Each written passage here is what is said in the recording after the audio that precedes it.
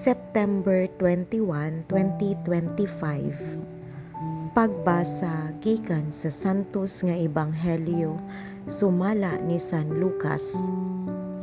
Si Jesus miingon sa iyang mga tinun-an, kinsa kadtong kasaligan sa gagmayng butang, kasaligan usab sa dagko, o kinsa kadtong limbungan sa gagmayng mga butang, limbungan usab sa dagko.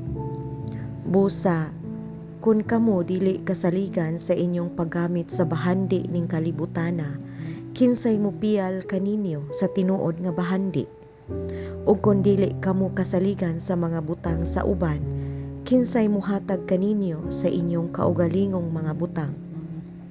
Walay tawo nga mahimong ulipon sa duha ka agalon, kun mahitabo gayod nga iyang dumtan ang usa ug ang usa iyang higugmaon, o unungan niya ang usa ug ang usa iyang tamayon.